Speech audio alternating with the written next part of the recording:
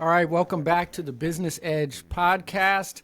Today I have a guest, Mark Cantrell. We've actually talked on Messenger quite a bit, and we're in the HVAC groups quite a bit. So you've probably seen him in there. And today we're going to be talking about one of the most popular things to an HVAC contractor is getting more jobs, keeping customers, making more money. That's what this is about, right?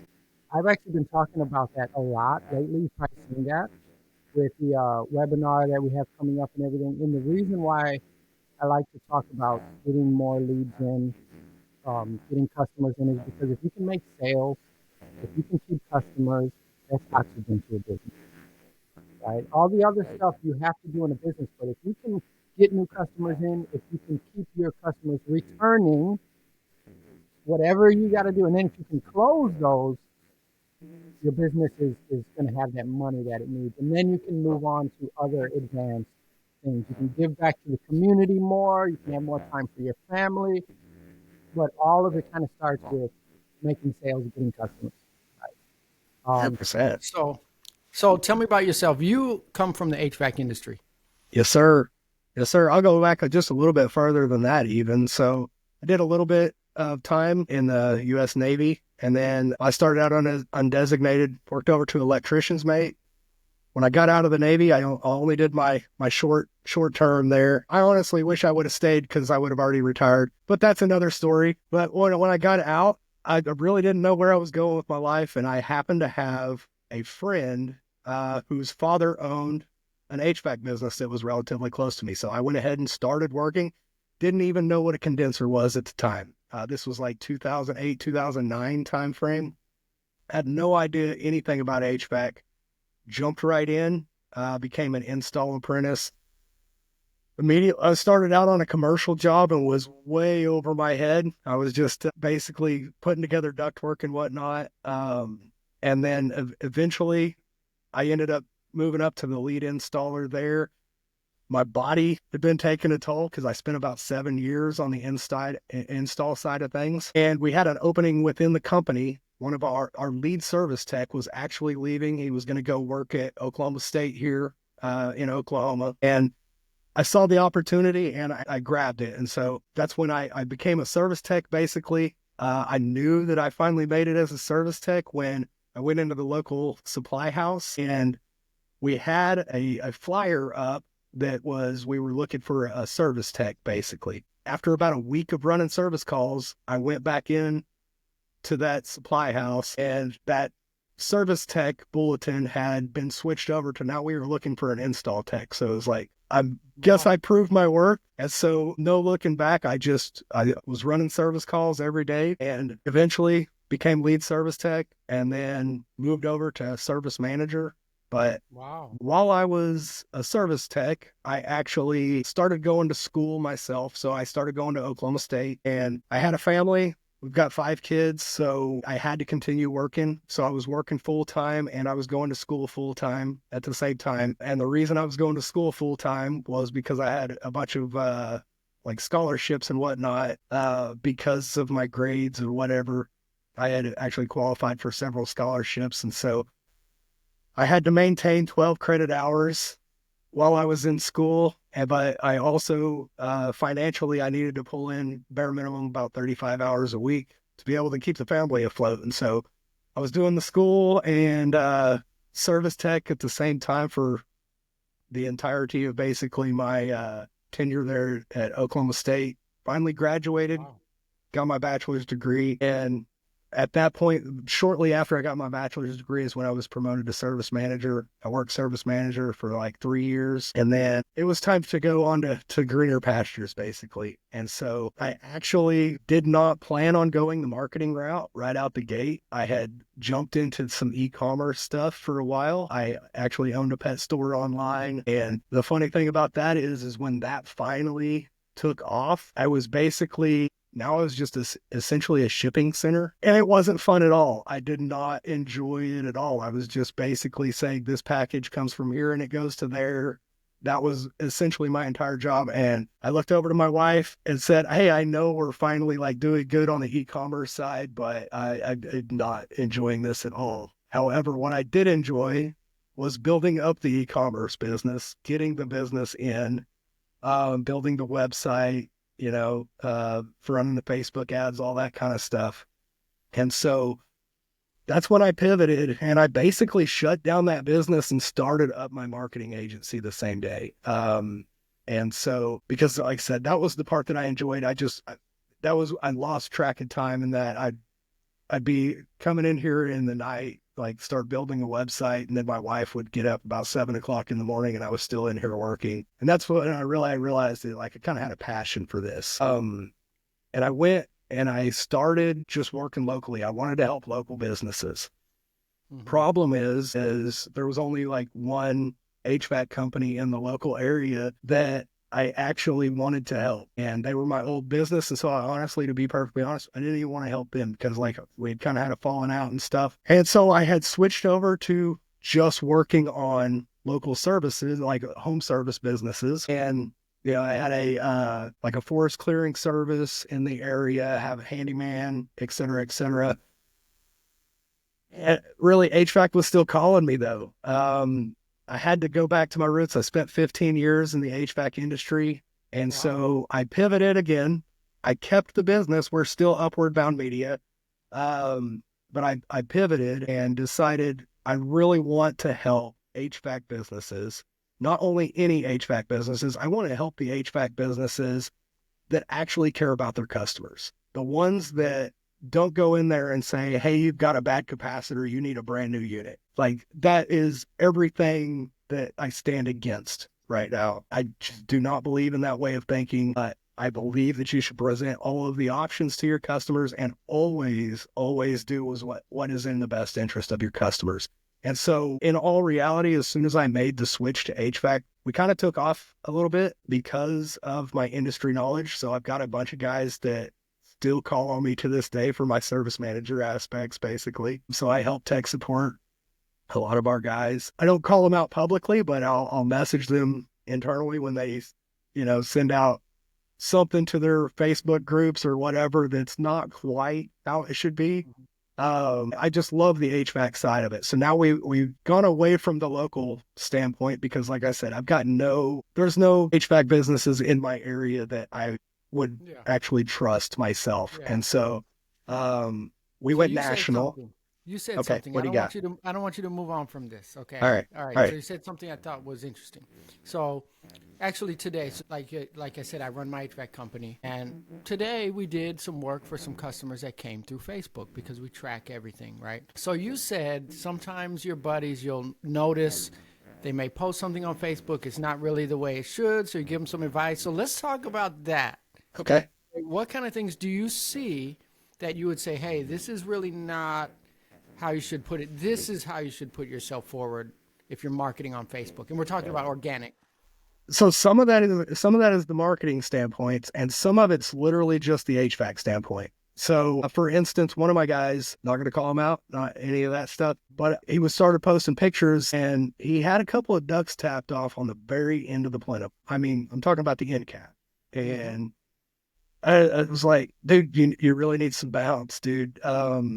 You're not pressurizing your duct system properly. You're literally just feeding that 6-inch that you have tapped onto the end straight through, et cetera, et cetera. Another one that happened last week, guys doing dryer vent cleanings, and those Brome caps that are on the top, the black, Brome's a brand, but that's pretty much what we always call them, was Brome caps. He was leaving the little bird screen on there. It's like, man, if it's set for a dryer vent, you really need to remove that screen. And he was like, it doesn't say it anywhere in the install paperwork. And so I sent over the install paperwork, and there's this little area down in the bottom that basically says if you use this as a dryer vent, you should be removing this bird screen. It's already got a flapper in there. So I verified, I told him, I said, make sure that it's got a flapper for one. If it doesn't have a flapper, we really need to put a whole new cap on there. But obviously that screen is just going to get plugged up with dryer lint like really fast, and that's a potential fire hazard, et cetera, et cetera. So I made sure to let him know that, and he, moving forward, he's taking Brome's advice just they don't print the install instructions for that purpose, because the main purpose of that is for like fart fans and other things like that, and they don't actually consider it a main purpose to use as a dryer vent. However, in their other paperwork, they say if it is used for a dryer vent, remove the screen. Yeah, and so that's if you don't remove it, it's in your local code that it can't be there for a dryer vent, and it's in the manufacturer's instructions. And most local codes say refer to the manufacturer's instructions. So if something happens, you're not going to be able to say, well, it's on them because they grilled it. It's on you to have read the local code and the instructions. Huge liability there when you're talking about protecting your company, right? 100%. And I mean, it's understandable, to be perfectly honest with you. I spent 15 years in HVAC and I know nothing about HVAC. I mean, I know more than most people about HVAC, don't get me wrong, but I know nothing. There is so much stuff to learn about HVAC. You can never really consider yourself a master of HVAC.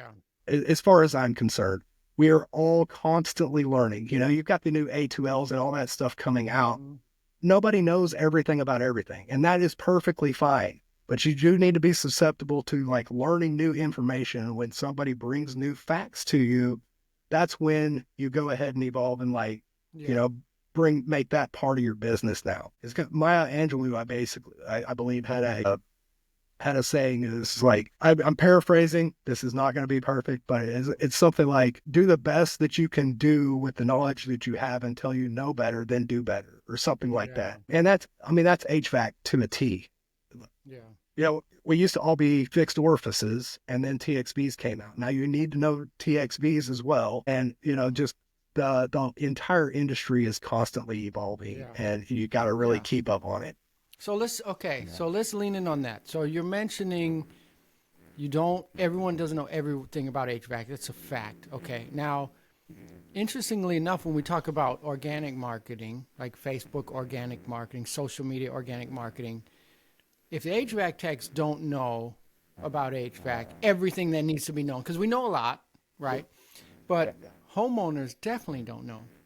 So then what happens when I'm posting content? Should I be posting content for other HVAC techs? Should I be posting it for homeowners? What would you suggest there? So you're going to make a piece of content. What is your first thoughts? Dumb it way down.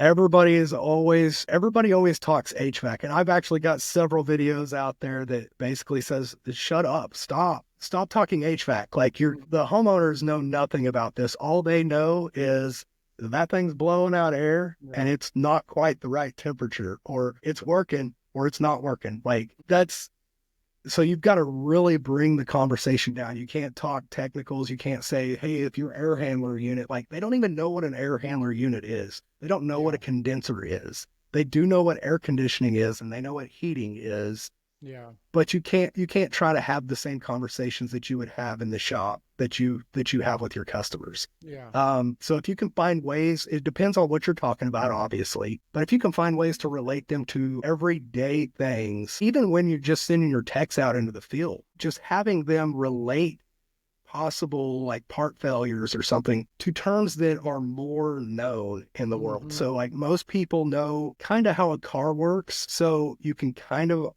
a lot of your analogies are not going to actually be good. Don't get me wrong, but they make the connection in the customer's head. So what I used to tell people, you got a bad capacitor over here. It kind of acts like your car battery. It kind of helps start the car and keep the car running when it's running.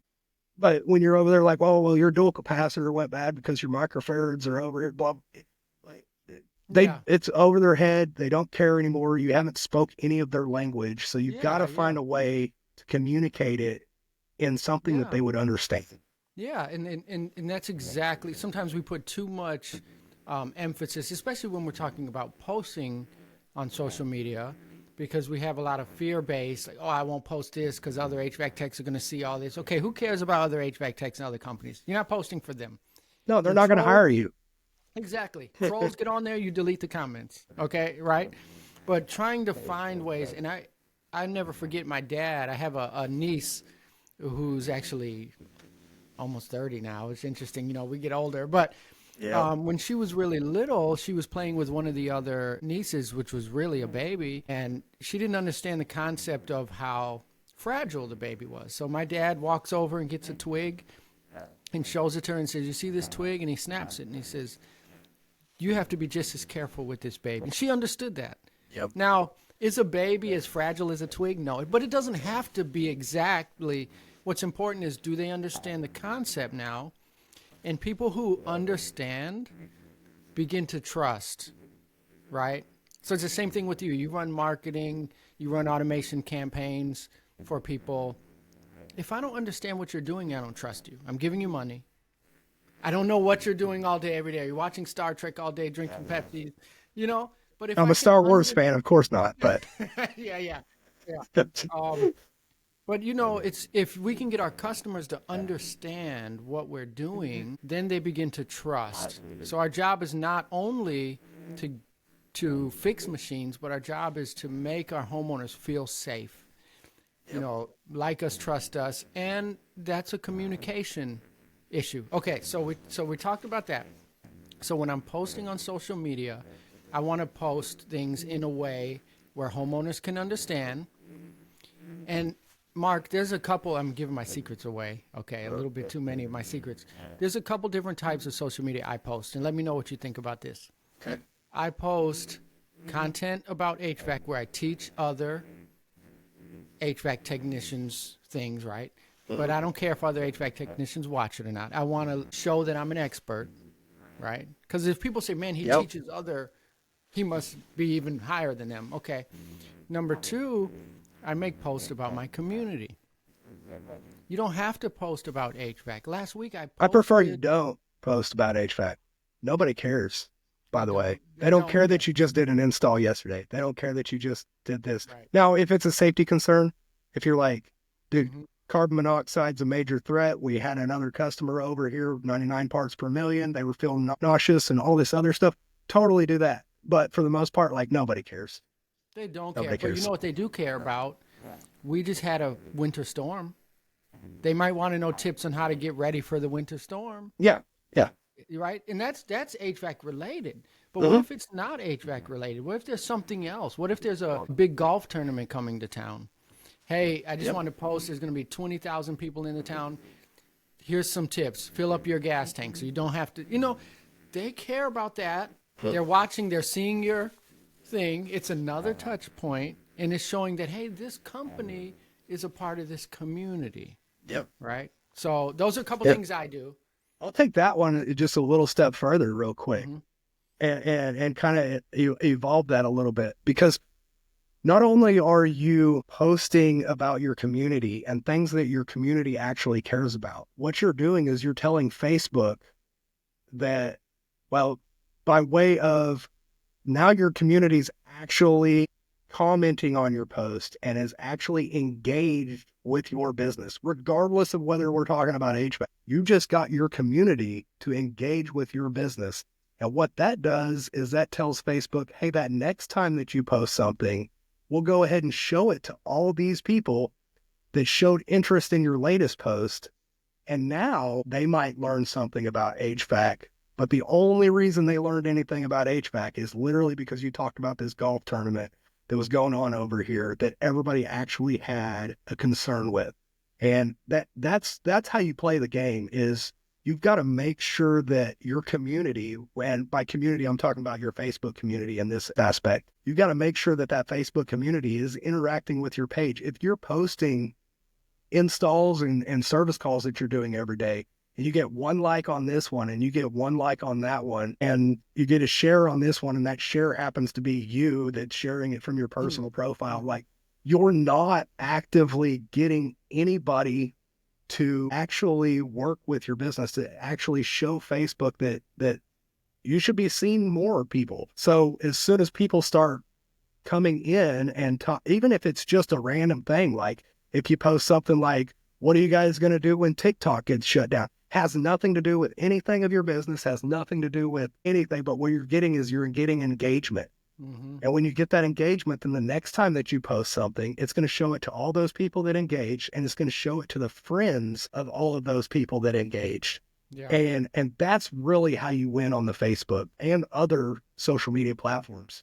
It's amazing. And it's funny because we get a lot of customers. Like I said, I'm really very interested as an owner in where every single customer comes from. It's one of my personal things. I want to drill down. If you were my customer, I would say, "Hey, Mark, how did you?" So this is how these conversations go. "Hey, Mark, so how did you hear about us?" Normally they'll say, "Oh, I Google." I say, "Oh, okay, that's interesting. So you just went on Google, my website popped up." I'm trying to drill down. And most of the time, after the second or third question, they'll say, "No, no, no. I went on Google, the website came up, but then some YouTube videos came up, and then I clicked and watched that video. Then I want to know which video it was." And that's how I started to learn this type of content brings in customers. Yeah. This type of content, no one's mentioned these, and you drill them down. And I'll throw another one your way, and let me know what you think about this. This is another one of my secrets. So you go on these local Facebook pages. People post searching for help. They're in your town, right? They're in Podunk, Arkansas, or wherever. I just made it up. And they say, "Are there any good HVAC techs in Podunk?" And there's 100 comments there from 100 different companies. Even if the person posting is a cheapo and they say, "I don't want to pay," there's a tension in that comment section from everyone in your community. And today, one of the service calls, the lady said, "Oh, I found you on Facebook." And I said, "Oh, okay, interesting. So was it our Facebook page?" I'm drilling down. I said, "Was it our Facebook page?" She said, "No, actually someone else asked because their furnace is broken. My furnace is not broken, but I saw your comments from the company that you were just offering advice." So it wasn't even a person who posted. I Yeah. didn't even submit a bid, but you see, sometimes you just have to show up. Yep. 100%. I mean, that's where Gary Vee, I don't know if you follow Gary Vee or not, but he tells you that, well, for one, he tells you that you need to be posting on every social media like multiple times a day, blah, blah, blah. But on top of that, he has 90 touch points or something like that. So going through and just leaving comments, helpful advice, whatever it is, this all gets seen and it's out there forever, basically. Now, don't get me wrong, some of these times, after a year or so, you got to start scrolling pretty far to find that comment. But then somebody new comments and boom, it pops back up to the top of the most relevant. And just dropping those little tidbits, it's amazing at the reach that you can get just by opening up your mouth, just by saying, "Oh, hey, that sounds like you should probably check your filter. Oh, hey," all these little breadcrumbs that you lead out there eventually do lead back to your business. People will click right on your name and then go to your YouTube channel and check you out. I mean, that's how I get a lot of mine. I've only got like 20 something subscribers on YouTube, but I've actually gotten 3 customers from YouTube myself just because they see a comment that I left where I'm literally giving HVAC advice. And then they roundabout come like, "Oh, hey, I saw this one YouTube video. I want to talk more about that." Let's Okay, talk cool. about that. Okay, so don't move on from there. Okay. All right. All right. So you said you got 3 customers off YouTube. Okay. So if I have a Facebook page or a TikTok page or my Instagram page and someone makes a comment, what happens next? Is there a lead nurture process there? Is there a That one's a little bit tough because it kind of depends on the social media, for one. Now, obviously, you should respond to every single comment that happens with your name attached to it anywhere. Always respond, even if there's not a response needed. Like literally just say thank you or appreciate the advice, or, however it works in context. But as far as nurturing them, I don't do typically much of that because I try to let people come to me. I just try to like put out value and then they see the value in it. To be perfectly honest with you, I'm not sure exactly how you're going to, you probably would speak better to this than I could, as far as if somebody leaves a YouTube comment, how you're going to go through that process and nurture from there. Yeah, well, so for me, because an HVAC company, and you've been in HVAC for, what did you say, 15 years? 15, yeah. Something like that. So we're about the same amount of time. I started the company 20 years ago. For me, YouTube comments are a little bit different, but Facebook, let's say a Facebook inbox. Okay. Okay. Oh, yeah, Right. that's different. Yeah. Yeah. Someone inboxes me as an HVAC company and they say, hey, do you service Fayetteville, North Carolina? And I say, yes. And they say, okay, thanks.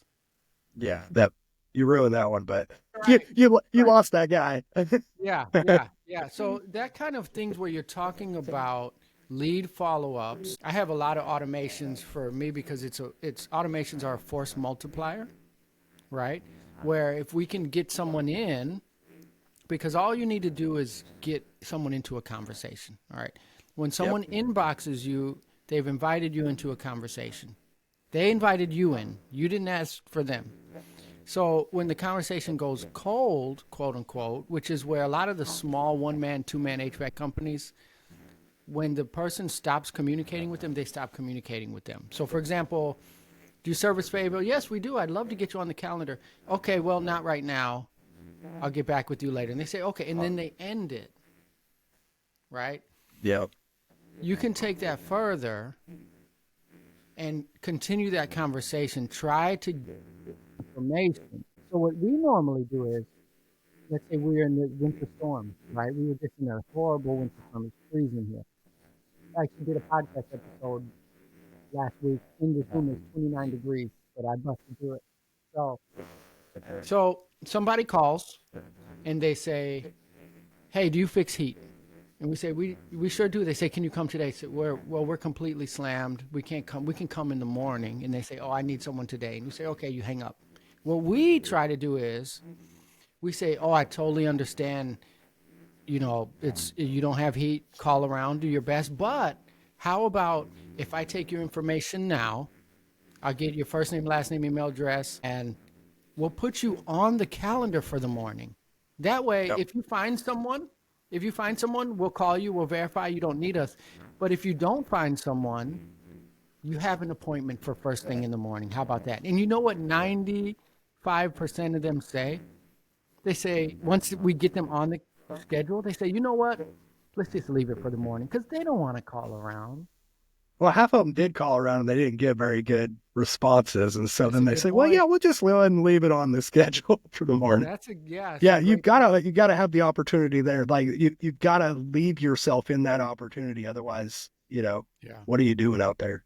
Yeah. And I would also say too, like if somebody says, do you do work in this area? Ask them a question. So leave it with a question. When you're inquiring about them, they're more like, oh, this guy actually is not just looking for business. He's like concerned about, whatever. Be like, yeah, we don't have any ability today, but what exactly is going on with your system? So you kind of create that, and they're also getting to know you a little bit. You're getting that trust from them. Okay. Even if you don't end up working with them because you've asked them questions about them, you're not and just go like, well, we can do this, we can do that, we can do this and that. You actually said, what is your feelings on this? Or like, what is actually happening? Maybe we can help you out, et cetera, et cetera. And so it prolongs the conversation for one. And then for another, it kind of like lowers the walls just a little bit. Now they have more trust in you than they do in your competitor that they might have called 5 minutes from now. Yeah. Yeah. I love it. It's, one thing that I've experimented with is you notice you get the same questions over and over, right? I definitely do as an HVAC company. Same questions. Do you do maintenance? How much are your maintenance plans? Are estimates free? All of those, the same questions over and over.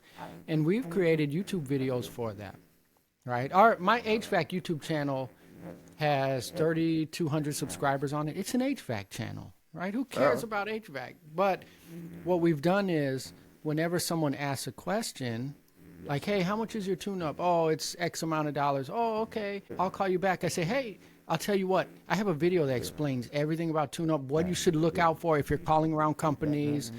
And then I send them that YouTube video. And the YouTube video generates trust, right? And so now I'm in their YouTube algorithm now. That's a big secret of mine that I don't typically give out is now they've watched that video. They go home 2 days later. They're with their spouse and say, hey, what do you want to watch? You turn on YouTube. Guess what's in their home feed? Yep. It's exactly. Point. Even if they didn't subscribe to you, right. Like it's still there just because they had interaction with your business, basically. Yeah. Let's dig in. I want to ask you a couple questions. Okay, let's go. You and I talked in Messenger earlier, and you mentioned automations. Okay. What is that? And why is that important? Well, for one, all businesses should really be implementing automations, regardless of what automations you can implement, might be business to business. But for instance, one of our main ones is reviews. So everybody knows that reviews are a major driving force, not only with your Google business profile, but also with somebody actually picking up the phone and calling you. Because everybody out there will tell you that they get all of their business through word of mouth. Yeah. Well, guess what? Google reviews, Facebook reviews are word of mouth. Like that's literally, it's basically synonymous, except for you're normally used to Grandma Kay over here talking to one or two of her friends at bingo night with that word of mouth. She can leave you a Google review and she might have just told 500 people that they should use you. So reviews are a huge thing. And so we set up automatically, typically like depends upon which CRM you're using. And if you're not using a CRM, I would highly recommend it. We operated out of Excel for the longest time back in the day, don't get me wrong. But CRMs, whether it be House Call Pro, whether it be Workies or, whatever you might be using, there's a whole bunch of them out there. Service Titan. You should have built in some automation. So you mark a job as completed, have a little bit of a delay just to make sure that there's not any issues with what your work was done, like an hour, 2 hour delay, and then automatically send them a review request. And it's super simple. And most of the CRMs can do this for you, but unfortunately, most of them also stop right there. That's not the best way to get reviews because as well as I do, life happens. And it happens to everybody. You can't just assume that I sent them a message, so they should have left a review if they wanted to leave a review. That's not how that works. Sometimes I get a message and I say, oh yeah, that's right. And then my kid says, hey, Dad, I'm hungry. And so what do? I close my phone and I go fix some food. Well, need to set it up to where maybe 24 hours later, you send them a second one. But we have it set up to where as soon as they click the link, they get removed from the automation so that we don't end up overwhelming them. They're like, we already left a review 2 days ago. As soon as they click the link, they're removed from the automation. But if they didn't click the link, then obviously they didn't leave a review because they would have clicked the link in either the text or the email that we sent. And you send them out another one the next day and say, hey, it helps our business tremendously if you could just leave us a Google review. You ask people nice like that and you actually let them know why you want it, not just, hey, thanks for using us, leave us a Google review. It should be something like, your Google review helps drive our business. Yeah. We would greatly appreciate it if you liked our service or whatever, that you would help us to further, whatever, and hit them a couple of times. Now, you don't want to overdo it. Obviously, you don't want to send them a message every 5 hours for the next 12 days. Like we typically drop it we'll typically send out a text and an email. And then the next day we'll send out just like a text message. Maybe we'll go out a little bit further than that. But typically, if they haven't responded to one of those first two, they're probably either not going to, or they're going to actually tell you to stop messaging them, which kind of hurts, especially this day and age with, I'm sure you know about A2P and all that stuff. So there's new government regulations that are trying to stop all the spammers out there. And so you've got to be on the right side of all that stuff. And they only allow so much of a percentage of opt-outs before your messaging system starts getting hit. Yeah. And I'll tell you what we do for our review automation for my company is when the job is closed out, a text gets sent immediately asking for a review. 2 days later, 6 days later, 10 days later. Okay, nice. Okay. So I found that most of the reviews are left on the 6 days later. Okay. Right? So, but the interesting thing is you touch on something. It's extremely important. I think the most important thing out of all of this is not only the automation, because automation is extremely important. It doesn't sleep. It doesn't take a day off. It doesn't get sick. It doesn't forget. Okay. Yep. That is extremely important when we're super busy, because we do get busy. Number two is the messaging. Now, you mentioned for help.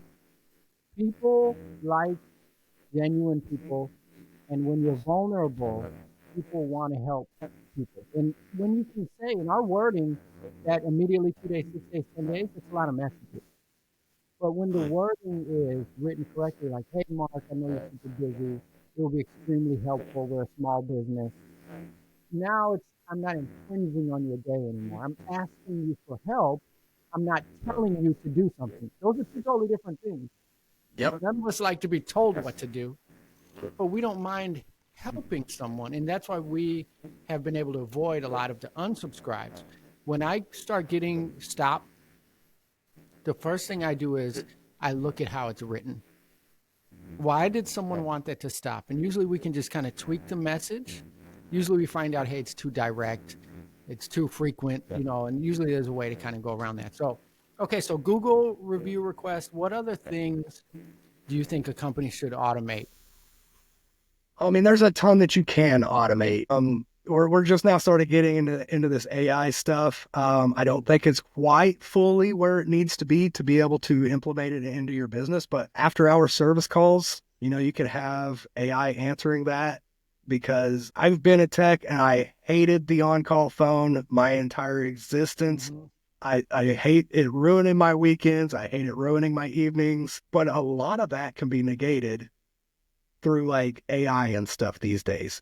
Like I said, it's not quite fully there to where I would 100% tell you that you should be doing this, but it relieves a lot of the stress off of your actual workforce that you have when you can have something else answer the questions that are right at the forefront. If I'm sitting with my family 9 to 10 o'clock at night and that emergency phone rings, you got to answer it, even though the person just wants to be on the schedule for tomorrow. Mm-hmm. And, it just creates all this anxiety and stuff built up in me before I even answer the phone as a tech. Mm-hmm. And you can negate all that. Like you can just have that thing booked basically for tomorrow morning. Yeah. Never even have to get the tech involved, but you could have AI built out to where you could say, if this is a true emergency, if you need somebody out tonight, it is this extra amount of fee. We are going to do this, blah, blah, blah, blah, blah, the parts on the truck. And so we might not be able to get you fixed until tomorrow. But if you would like, I can go ahead and transfer you over to the on-call tech. So the on-call tech is only getting the calls that are like absolutely an emergency, which don't get me wrong. We both know there's pretty much no such thing as an emergency in HVAC. It can all wait until tomorrow. Aside from the, condensate flooding through the ceiling or being negative 5 degrees outside. Mm-hmm. Homeowners are a different ballgame. It can be 65 degrees in their house and they're like, it's an emergency. Yeah.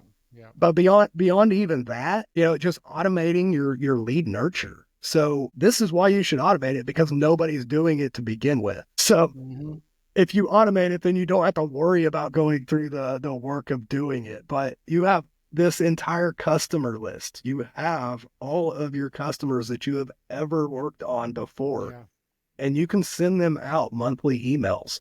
You can send them out text messages saying, hey, by the way, we're in April right now. We're giving all of our loyal customers a 20% discount if you want in on this IAQ product or something like that to bring in more business.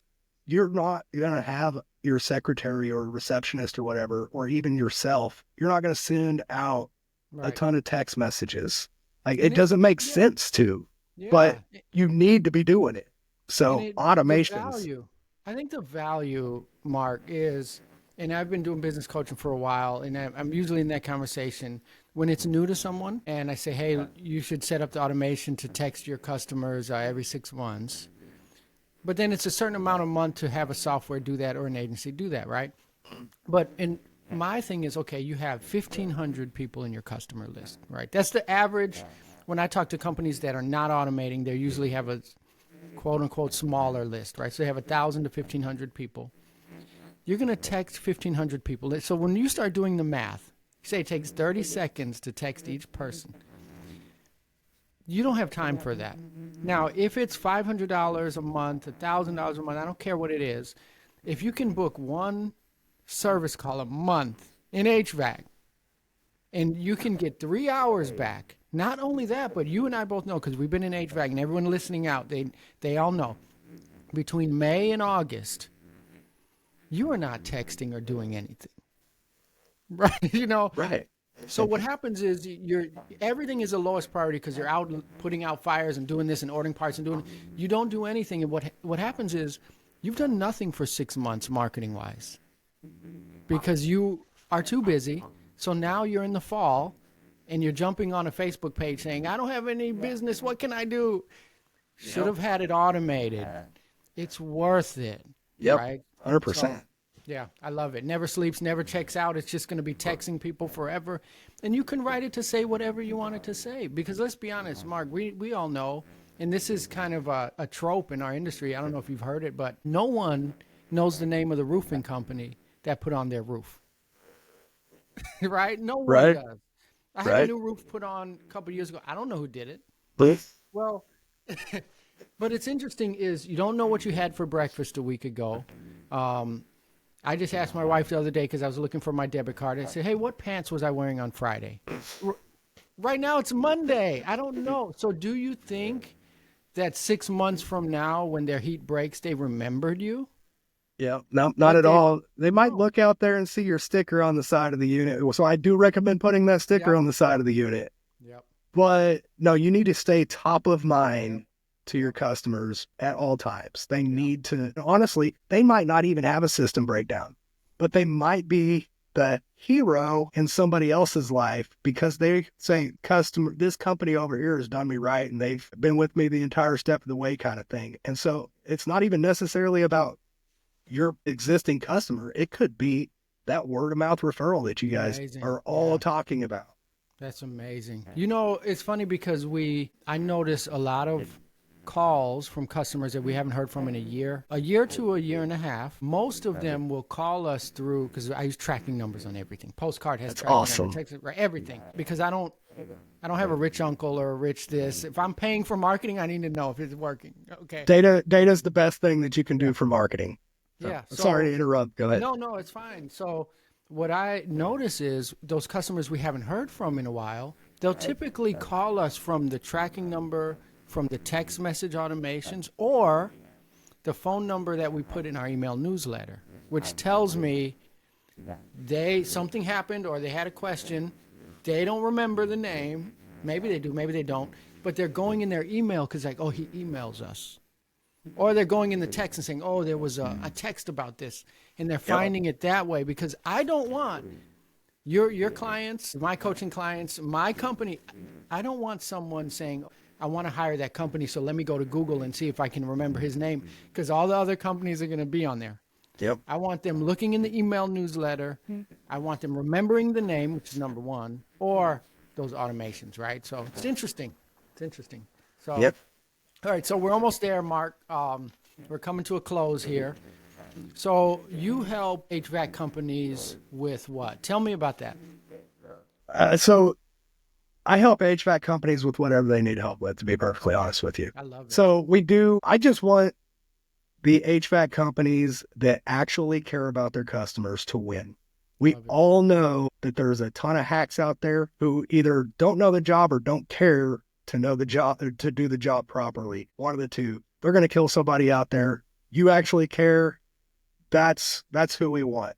We don't deal with companies that are literally in it just for the install. We don't deal with those companies that say you got a bad flame sensor, you need a brand new furnace. Mm-hmm. We don't deal with you got a bad capacitor outside. Let's go ahead and replace the condenser. We do not serve those type of companies. And honestly, to be perfectly honest with you, Michael, we turn down more work than we actually accept. So, and that's my years in HVAC. I can tell pretty quick, like if you're in it for yourself or if you actually want to do a good job out there, like I'm going to be working my butt off to get more customers through your doors. And I refuse to get more customers through some of these guys' doors. And I know all of you have seen exactly who I'm talking about. Like they're everywhere. But our primary thing that we work on is getting people ranked on their Google business profiles. So getting organic traffic coming in, getting reviews into your business.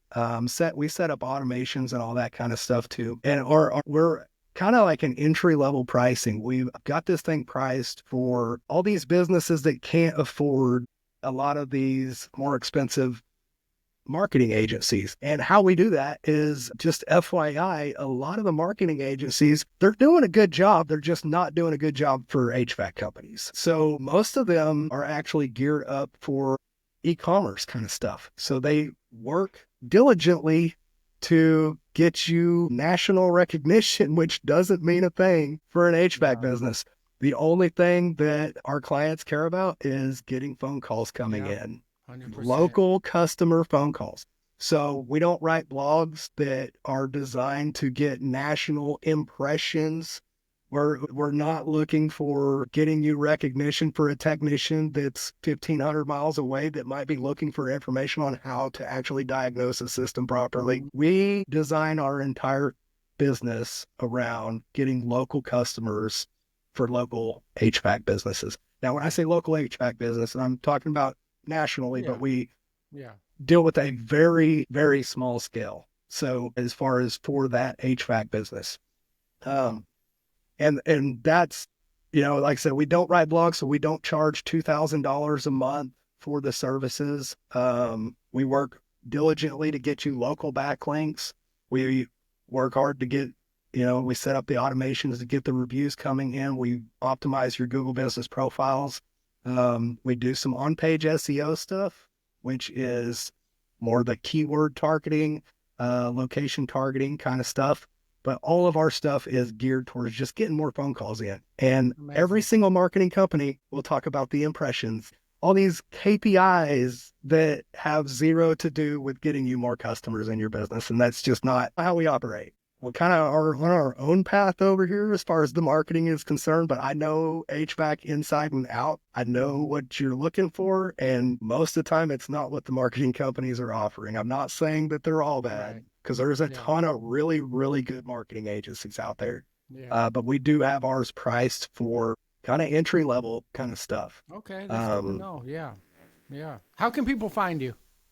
So our main social media is going to be Facebook. You can find me on Facebook. I don't even push the Upward Bound Media stuff too much. So you can find Mark Cantrell on Facebook, or you can go to upwardbound.media/calendar and go ahead and book a free strategy session and right on my calendar. You don't have to use me. There is zero obligations to use me. I will tell you every single thing that you need to do to get your business listed, and I will tell you for free because I want the good businesses to succeed. However, with that known, there's way too much crap that I do for most of you guys. Most of you guys are too busy. And so that's when you pay me. But if you have the time to do it yourself, I want you to do it yourself. But however, hopefully you'll get busy enough that where you say like, it just makes more sense to have this other guy do it. And that's kind of where we jump in. But I want you to win whether you use us or not.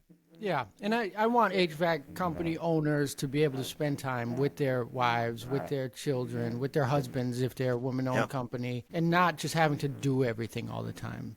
Sometimes it's, let Mark Cantrell from 9 to 5 do it, and you work on your company from 9 to 5, not you fix HVAC from 9 to 5, and then from 6 to 8 you're doing marketing, and then from 8 to 10 you're doing, that's not the way. Yeah.